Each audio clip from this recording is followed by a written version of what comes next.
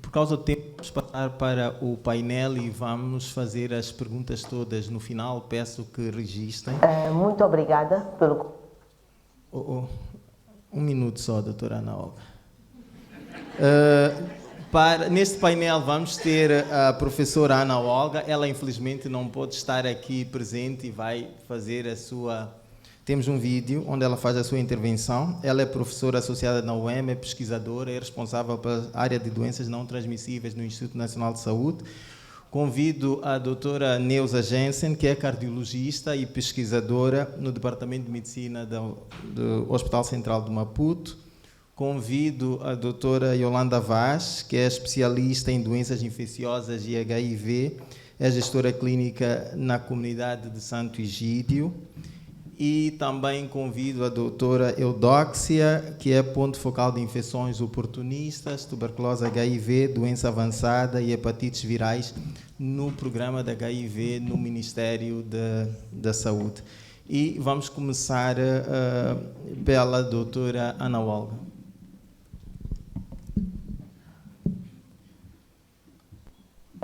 Para participar nesta reunião da IAS. É para mim um prazer apresentar os resultados preliminares do projeto que é feito entre a Universidade Eduardo Mondlane e a Universidade de Washington, que é implementado pelo Instituto Nacional de Saúde. Este projeto, designado Expansão da Optimização da Cascata de Tratamento para Doentes com Hipertensão em Pessoas Vivendo com HIV-Sida, é um projeto que pretende fazer a integração de cuidados para a hipertensão nos cuidados que atualmente são prestados em unidades sanitárias de nível primário para pessoas vivendo com HIV-Sida.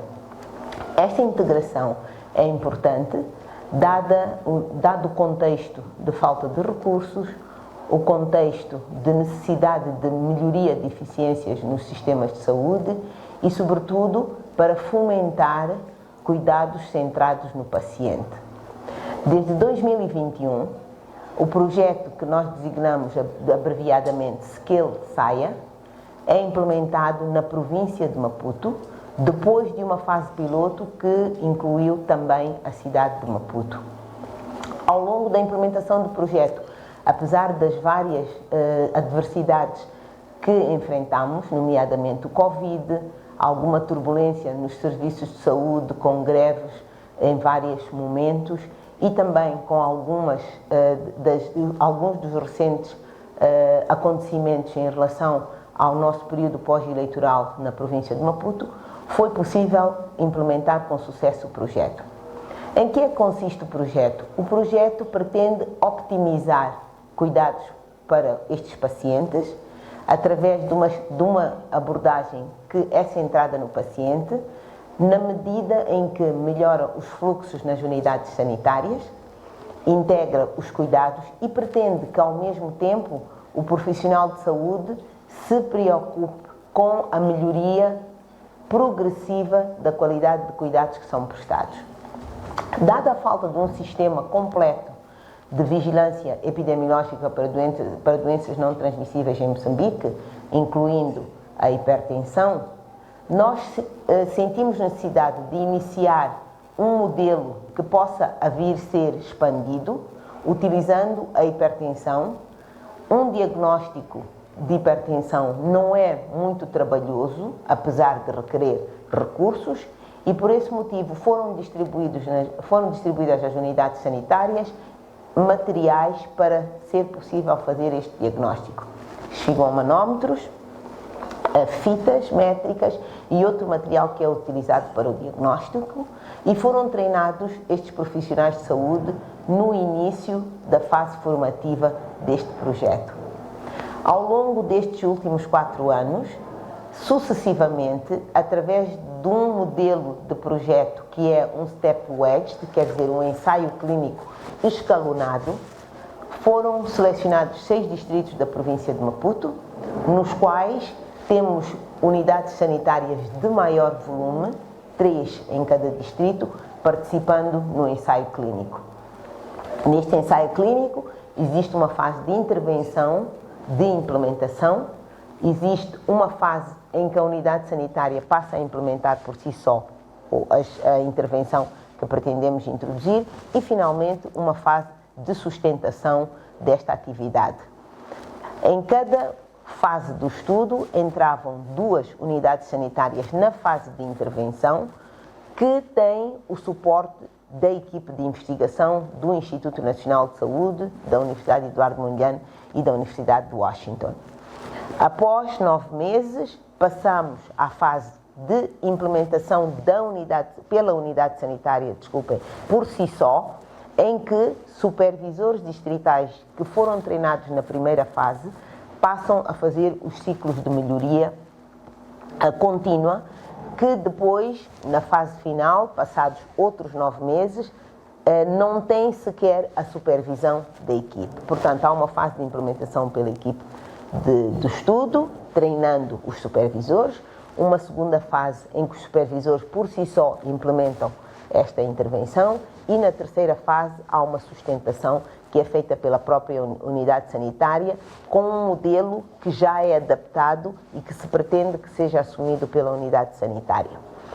Qual é o nosso objetivo neste estudo? É que, do mesmo modo que nós estamos a vigiar de forma constante os resultados do nosso tratamento antirretroviral, também seja feita uma atividade e uma ação no sentido de melhorar e controlar a hipertensão.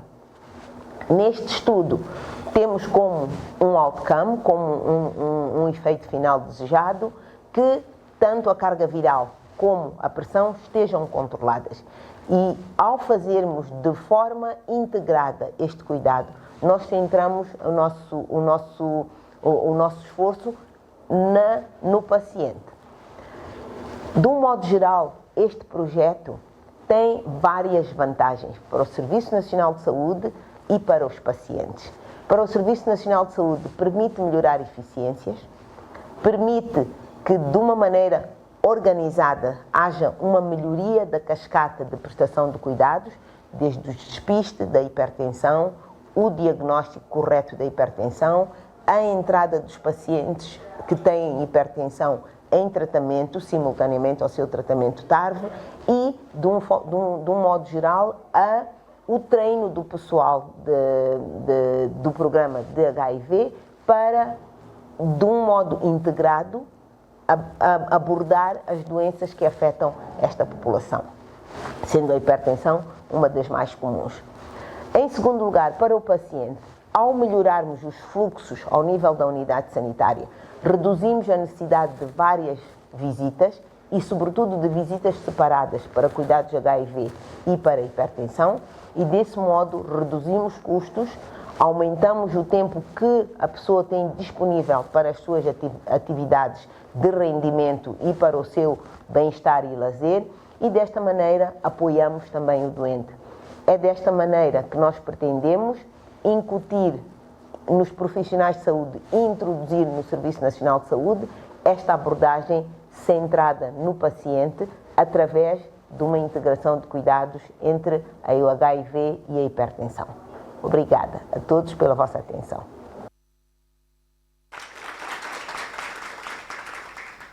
Obrigado. A doutora Ana Olga esteve a apresentar um modelo de integração de cuidados de hipertensão em pacientes HIV positivos que está a ser implementado na província de Maputo. Vamos passar para a doutora Yolanda, também vai apresentar um modelo que está a ser implementado curiosamente também na província de Maputo. Doutora Yolanda. Okay. Boa tarde, obrigada. É com uma grande satisfação que hoje estou aqui para partilhar a experiência do programa DREAM da comunidade Santo Egídio. O programa DREAM da comunidade Santo Egídio foi criado em 2002 com o objetivo de oferecer um modelo inovador na prevenção, diagnóstico e seguimento clínico dos pacientes que viviam com HIV. E durante este tempo, de 2002 para cá, o programa evoluiu. Passou também a incorporar o combate às outras infecções, como a tuberculose, a malária e, o mais recentemente, ao Covid-19. Desde 2015, com o avanço significativo da cobertura e eficácia do tratamento antirretroviral, ficou evidente que os cuidados que nós estávamos a ter com os nossos pacientes HIV positivos não devia só se centrar à carga viral, ao CD4, ao controle de vírus, ao apoio psicossocial. Passou a ser essencial também nós começarmos a ver o paciente como um todo, incluindo sua qualidade de vida, seu estilo de vida e as demais condições crônicas que acompanhavam estes pacientes. Diversos estudos apontam que pessoas que vivem com HIV têm 1 a 2 vezes mais chances de desenvolver doenças cardiovasculares comparando a população em geral. E esse risco é ainda maior com o envelhecimento da população em TARV. Hoje, o perfil dessas pessoas que vivem com HIV está a mudar. Por viverem mais, por envelhecerem mais, têm mais riscos de desenvolver doenças crônicas do que qualquer outra pessoa comum. Mas com um agravante, o próprio HIV e o próprio tratamento antirretroviral provoca uma inflamação crônica de baixo grau a nível das nossas células sanguíneas e ao nível dos nossos tecidos, o que acelera o surgimento de doenças crônicas como a diabetes, a hipertensão, a doença renal crônica, entre outras. Um estudo feito na Quênia pela comunidade Sant'Egidio revelou que 55,4% dos pacientes seropositivos apresentava pelo menos uma comorbidade DNT associada. Outro estudo, também feito pela comunidade Sant'Egidio, em Malawi, revelou que 19,2% dos pacientes idosos em segmento nas unidades sanitárias dos centros DREAM apresentavam 2 condições crônicas concomitantes para além da infecção pelo HIV. No entanto, em Moçambique, os nossos serviços ainda continuam muito fragmentados, como apresentou aqui a doutora Rosa.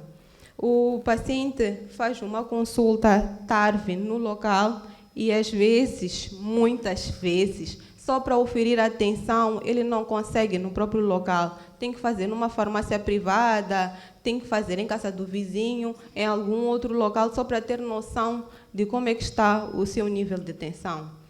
Esta fragmentação que nós temos ao nível dos nossos serviços de saúde gera uma descontinuidade nos nossos cuidados, aumenta o abandono do paciente em relação ao tratamento e coloca sobre os pacientes, muitas vezes, um peso desnecessário e insustentável. Reconhecendo todos esses desafios, desde 2016, o programa DREAM iniciou a integração efetiva dos cuidados de saúde. Hoje, todas as unidades sanitárias DREAM, são 7 unidades sanitárias DREAM ao nível de Moçambique, 2 na cidade de Maputo, 2 na província de Maputo, 2 na província de Sofala e 1 na Zambésia, oferecem cuidados integrados e coordenados de HIV e TARV, diagnóstico e seguimento de doenças crônicas, como a hipertensão, a diabetes, a epilepsia, a asma, a doença renal crônica e outras. Também oferecemos serviços de optometria, rastreio do cancro do colo do útero e da mama, e também abordagem holística do paciente em relação à educação em saúde e apoio psicossocial. Atualmente, contamos com mais de 30 mil pacientes em tratamento antirretroviral, 10 mil pacientes com hipertensão arterial, 1.500 pacientes com diabetes, 120 pacientes com epilepsia. Dos 30 mil pacientes em tratamento antirretroviral, 27% possui pelo menos uma doença crônica não transmissível associada. O foco do programa DREAM é oferecer um cuidado centrado na pessoa e não na doença, com ênfase na prevenção, na continuidade dos cuidados, simplificação dos serviços e respeito à dignidade do paciente. É um desafio fazer a integração dos serviços. Falo muito bonito aqui, mas não é fácil aplicar na vida real. Durante este trajeto, vários projetos e processos estiveram envolvidos, desde a formação dos profissionais e provedores para o rastreio precoce e eficiente das doenças crônicas não transmissíveis, a elaboração de ferramentas e instrumentos de registro de medicamentos, diagnóstico e seguimento clínico. os centros DREAM da comunidade de Santo Egídio possuem um sistema eletrônico de registro, segmento clínico, que facilita também a esta integração dos nossos serviços. Um dos desafios que é e continua a ser é o aprovisionamento de medicamentos. Alguma parte dos medicamentos que nós recebemos vem do Sistema Nacional e pouca outra parte que o Sistema Nacional não consegue nos fornecer, através de alguns fundos, de doações de outros projetos, conseguimos receber alguns medicamentos, mas mesmo assim não chega a ser suficiente. O programa da HIV incorpora os modelos diferenciados de serviços de saúde, as dispensas trimestrais, semestrais, onde o paciente que está ali na consulta tem que levantar medicamento e fazer consulta a cada 3 meses. Nós temos pacientes, 8.200 por aí, com doenças crônicas não transmissíveis. Imaginem termos que dispensar quantidades para 3 meses a 8.000 pacientes com doenças crônicas. Não é sustentável. Por vezes, nem chegamos a adotar essas estratégias, é um pouquinho complicado. Também um dos desafios foi o aumento dos reagentes necessários e máquinas laboratoriais capacitadas para suprir a demanda. Hoje, apesar de todos esses desafios, consegue-se ver o fruto do trabalho que já é feito, porque permitiu um melhor acesso e maior adesão ao tratamento dos nossos pacientes, um melhor uso dos recursos humanos e logísticos, a redução de perdas no segmento, a maior retenção, aumento da satisfação tanto do paciente quanto dos profissionais de saúde que já conseguem gerir melhor a situação do paciente. Isso gera um sistema resiliente e eficiente. A experiência do programa DREAM mostra que é possível e necessário caminhar para modelos de cuidados integrados. Para que os cuidados de saúde sejam verdadeiramente universais, como todos nós queremos, é preciso transformar os sistemas de saúde centrados na doença em sistemas centrados nas pessoas. Como uma pergunta de reflexão, convido todos a pensarem, neste momento, os nossos serviços de saúde estão a cuidar da doença ou estão a cuidar de quem vive com ela? Obrigada.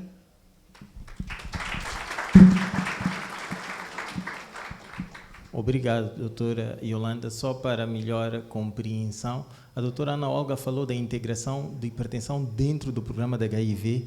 Gostaria de perceber, no caso da experiência do DREAM, estamos também a falar da integração dessas doenças dentro do programa da HIV, só para pacientes seropositivos ou inclui pacientes seronegativos? O programa DREAM, quando começou, era somente oferecido a pessoas com HIV. Neste momento, temos também pacientes seronegativos nas nossas unidades sanitárias. E recebem também de forma integrada os serviços. Ok, obrigado. Vamos passar agora para a doutora Neuza, que também vai partilhar aqui uma experiência de integração. Doutora Neuza. Obrigada, Dr. Lyson. Eu sei que estamos a correr contra o tempo, mas como bem disse, eu sou cardiologista, então já estão sentados já há mais de 2 horas. Vou pedir que se levantem, por favor. Mexam as vossas pernas, olhem para o lado, sorriam para quem está do vosso lado, para o outro lado também. E podem sentar. Obrigada.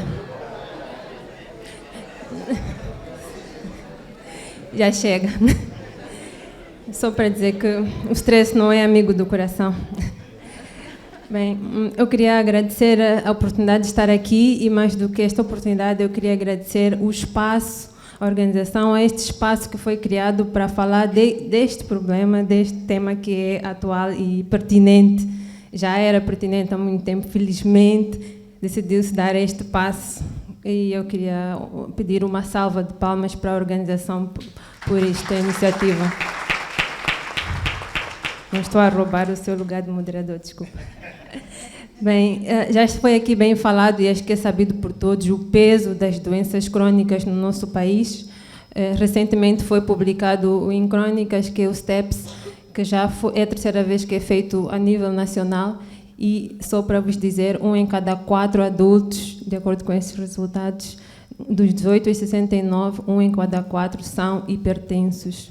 estamos só a falar de hipertensão. Vimos que os fatores de risco para as doenças crônicas estão a aumentar. Então, os pacientes com HIV não estão isentos. Aliás, as comorbilidades são uma realidade na África subsaariana.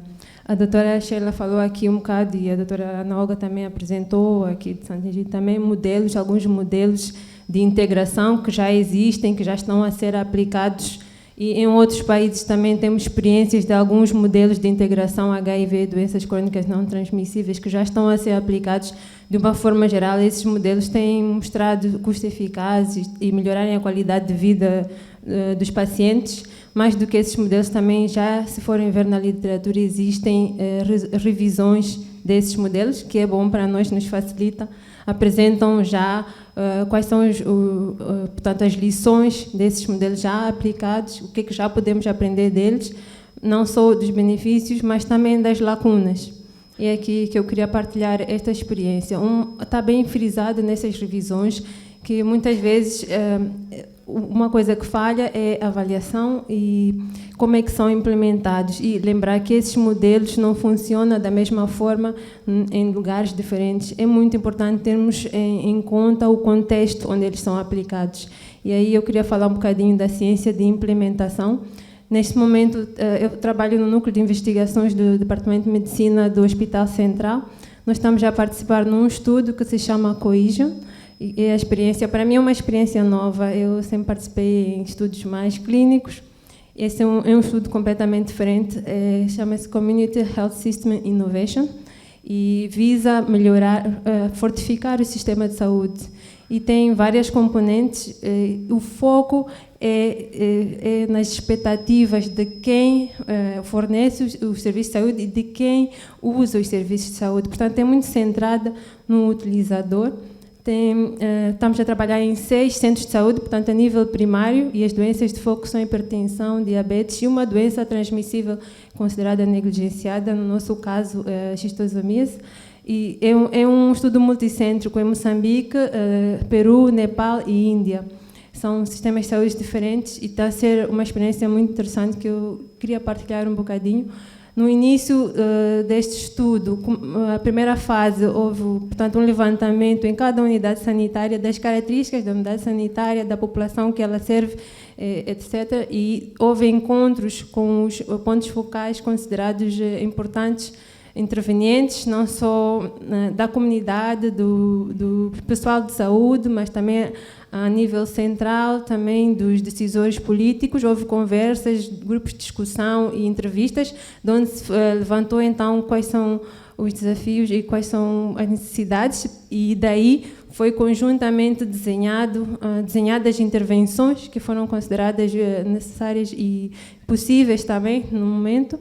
E tem então 3 componentes: um componente que é a nível comunitário, um componente a nível da unidade sanitária e um componente dedicado ao pessoal de saúde. Portanto, envolve educação da comunidade, a formação dos profissionais de saúde, entre outros.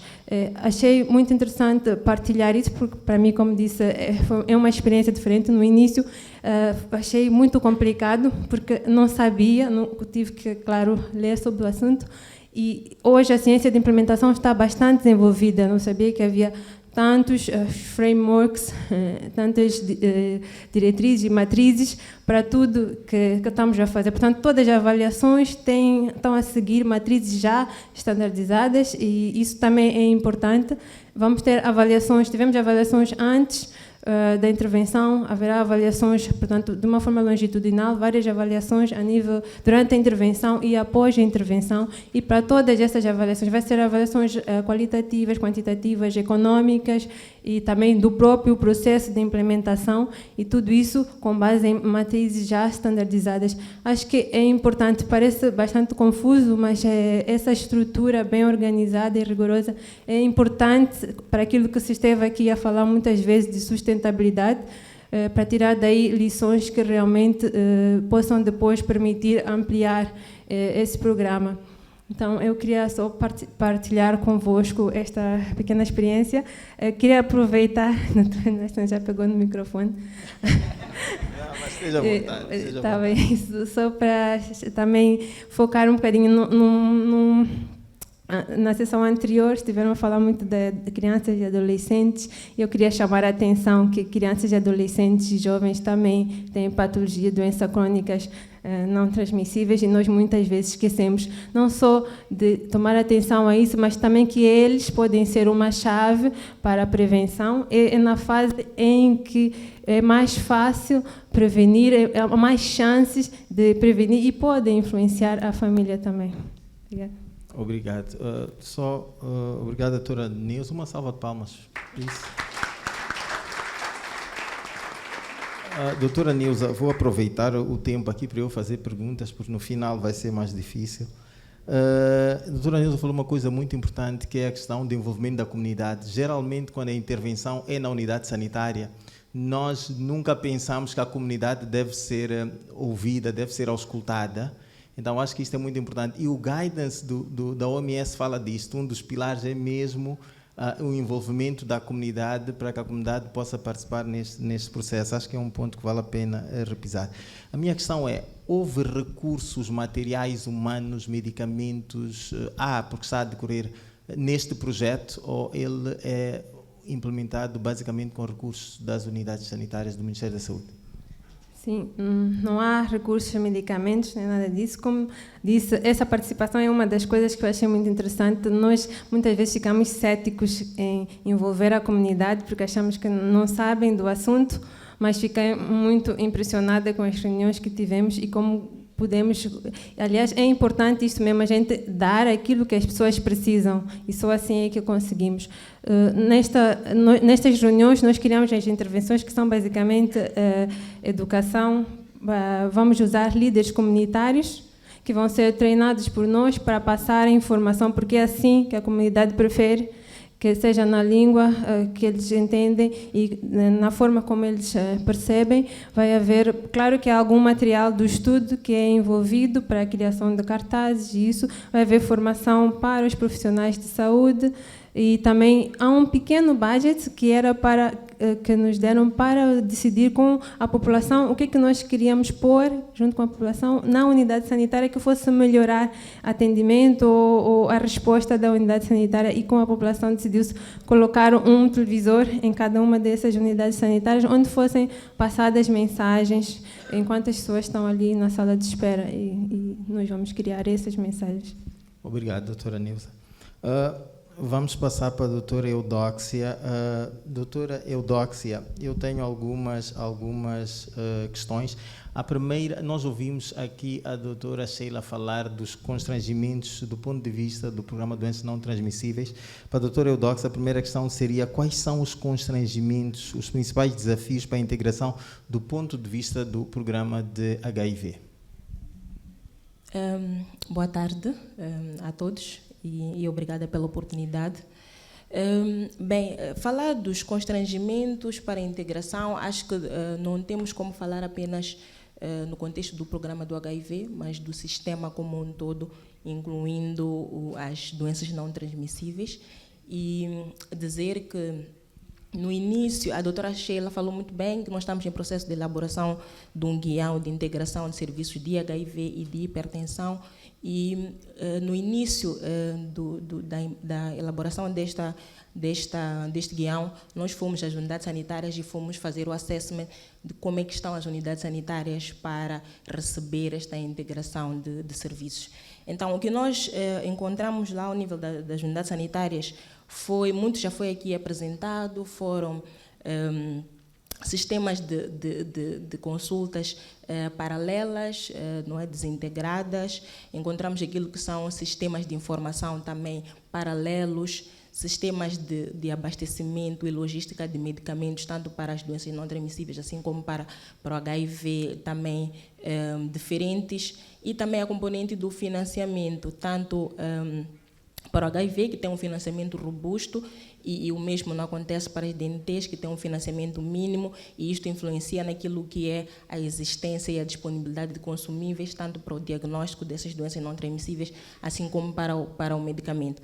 Então, tudo isto vai influenciar naquilo que é a oferta de serviços, porque enquanto que o programa do HIV tem a complexidade que tem, mas já estamos numa fase em que nós temos um grande número de utentes ou pacientes em segmentos multimensais para o HIV, fica um pouco difícil nós fazermos esta integração quando nós temos esta exiguidade de recursos para as doenças não transmissíveis, uma vez que chegamos à unidade sanitária e pode ser que não consigamos ter disponibilidade de medicamentos para acompanhar as dispensas multimensais do programa do HIV. Então, basicamente é isto. Não temos como falar só do programa do HIV, mas é um sistema como um todo de desafios para a integração. Obrigado. Outra questão, doutor, é esta integração. Temos um cronograma, temos um horizonte temporal de quando é que nós queremos ter a integração efetiva. Quando eu estava sentado lá, alguém lembrou-me que desde o tempo em que se aboliu os hospitais de dias que nós falamos de doenças crónicas. E até hoje nós dizemos que o atendimento é de doenças crónicas, mesmo que seja apenas do HIV. Qual é o horizonte temporal? Bem, eu gostaria de dizer que o horizonte temporal é hoje, é já, é agora, porque já estamos um pouco atrasados em relação a este assunto e nós já conseguimos ver aqui o peso que as doenças não transmissíveis traz para o sistema de saúde como um todo. No entanto, há desafios. Neste momento, nós estamos mesmo em fase de finalização do guião, e achamos que, assim que for aprovado, nós podemos começar a implementação do guião como tal, mas, ainda que não exista o guião já aprovado, nós temos intervenções que já iniciaram ao nível das nossas unidades sanitárias. A doutora Rosa mostrou aqui aquilo que é o calendário de seguimento do programa do HIV e também do instrumento de registro do programa da HIV, que tem lá intervenções que estão a ser implementadas neste momento para o rastreio e fazer face daquilo que são as intervenções de integração de hipertensão e diabetes. No entanto, como falei, ainda principalmente neste momento em que nós estamos com desafios no financiamento, pode ser que tenhamos alguma dificuldade em termos do financiamento. Precisamos de ter recursos disponíveis, precisamos ter a capacitação de provedores de saúde, precisamos ter os reagentes, os medicamentos disponíveis para esta integração, e pode ser que isto vá fazer algum tipo de atraso ou não uma implementação como tal, como aquela que era o esperado e desejado pelo Ministério da Saúde. Mas a implementação é hoje, é agora. Obrigado. Mais uma questão, doutora. Há algum tipo de receio? A integração está claro e todos falamos que é boa. Eu li uma experiência da Uganda, onde um dos constrangimentos da integração foi o aumento de tempo de espera de atendimento aos pacientes com HIV, que já estavam habituados a um atendimento muito, muito rápido. Há algum receio do programa que a integração possa ter alguns aspectos negativos para o programa da HIV? Se há, quais seriam esses aspectos? Bem, não há este receio de aumento de tempo de espera. Durante os nossos encontros de discussão para a elaboração do guião, nós discutíamos muito qual é que vai ser o modelo de implementação da integração, porque nós temos as consultas de doença crônica, como o Dr. Lyson falou, que são as consultas do HIV, mas também temos as consultas médicas, onde se faz o atendimento para pacientes que tenham doenças não transmissíveis, que é hipertensão, diabetes, epilepsia, entre outras. Então, um dos aspectos que foi muito discutido foi como é que nós iríamos fazer essa integração, porque a componente médica não está muito preparada para fazer a atenção do HIV e vice-versa. A componente dos que vêm o HIV também não está muito preparado para ver a componente das doenças não transmissíveis. Então, seria um atendimento na porta do HIV, onde iríamos fazer o acompanhamento para as doenças não transmissíveis, seria uma porta nas consultas médicas, onde iríamos fazer o acompanhamento para o HIV, e nós decidimos que, ao olharmos para o utente e vermos o utente como centro de atenção, não temos que mudar aquilo que é a dinâmica do utente ao nível da unidade sanitária. Se ele já está a ser seguido ao nível das consultas médicas, tem que se fazer um rastreio para o HIV onde ele está a ser seguido e fazer a atenção para o HIV junto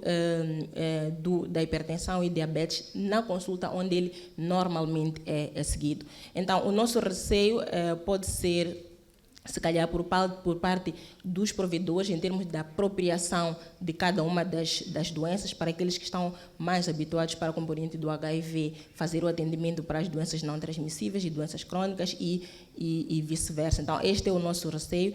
E o outro receio também relacionado tem a ver com o calendário de seguimento, não é? Então, o calendário de seguimento, em algum momento, pode ser um pouco difícil de harmonizar, por causa de todas aquelas questões que eu já falei, de consumíveis, da instabilidade das duas doenças. Então, este é que pode ser algum tipo de receio por parte dos programas, mas já países que têm experiência muito larga em relação a isso, estamos a colher experiência dos outros países e é possível fazer esta integração. Obrigado. Peço uma salva de palmas para a doutora